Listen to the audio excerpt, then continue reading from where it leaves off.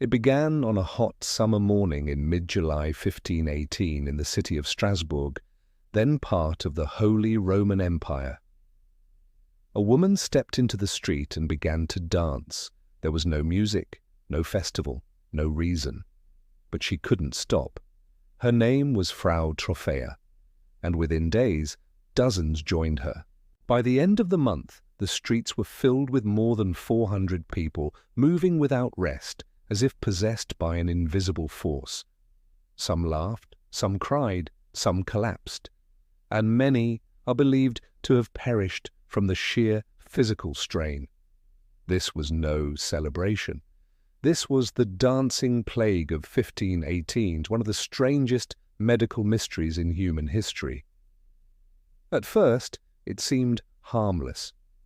Frau Trophäa danced for days. Her feet bled, her body trembled, yet she didn't stop. Neighbors thought she was cursed, or perhaps suffering from divine punishment. But then more joined her, men, women, even children, spinning, leaping, jerking uncontrollably. Eyewitnesses said the dancers looked possessed. Priests were called. Physicians examined the dancers and concluded something bizarre. They weren't victims of witchcraft or spirits. They were suffering from hot blood. Their prescription? More dancing. City leaders even hired musicians and cleared guild halls for the dancers, believing they could exhaust the illness out of their systems. But instead, it spread like wildfire. By August, dozens of people had collapsed from exhaustion.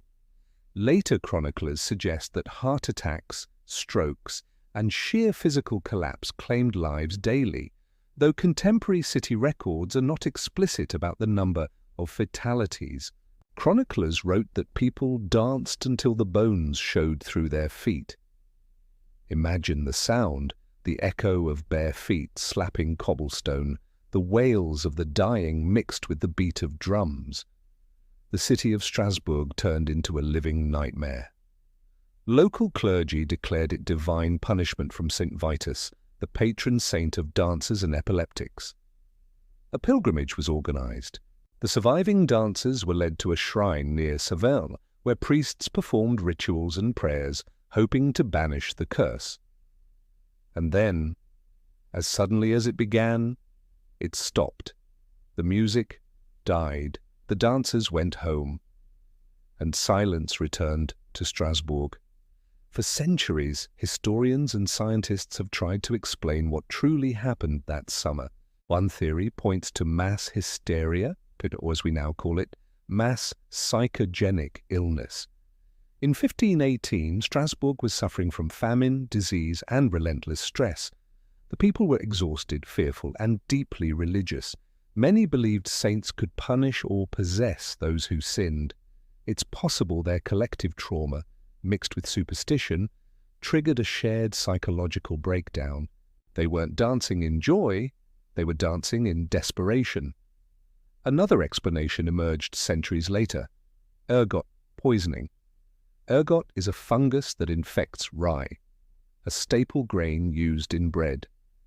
When consumed, it produces LSD-like hallucinations, convulsions, and madness. This same fungus is thought to have caused visions during the Salem witch trials. Could the people of Strasbourg have eaten tainted bread that sent them spiraling into chaos? It's possible, but not perfect. Ergot poisoning usually causes violent spasms, not rhythmic dancing, and the symptoms fade when the food source changes. The plague lasted too long, too organized. Something deeper was at work. To understand the dancing plague, we have to understand fear. In 1518, the people of Strasbourg lived in constant terror. Famine had killed thousands, the Rhine River had flooded their crops, diseases spread easily through filthy streets, and religion taught them that every disaster was punishment from God. When one woman broke down, her mind and body overwhelmed, others followed, not because they were cursed, but because they were human. In that moment of collapse, fear became contagious, and an entire city began to dance toward death.